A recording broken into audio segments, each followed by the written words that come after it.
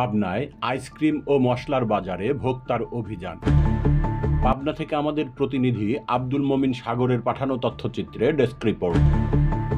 আজ রোববার ৩ জুন দুপুর ১২টায় পাবনা সদর উপজেলার বিসিক শিল্পনগরী ও হাজিরহাট এলাকায় ভোক্তা অধিকার সংরক্ষণ অধিদপ্তরের উদ্যোগে এক অভিযান পরিচালিত হয়।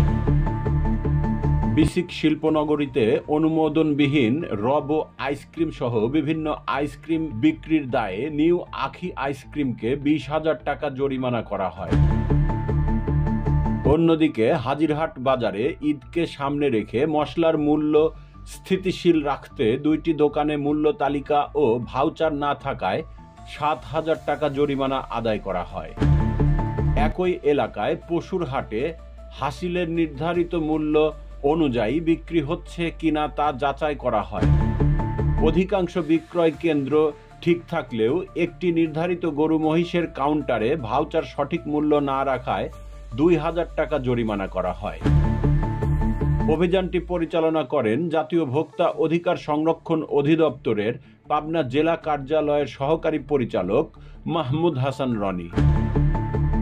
তাকে সহযোগিতা করে র‍্যাব ১২, সিপিসি ২ ও পুলিশ লাইনের একটি চৌকস টিম।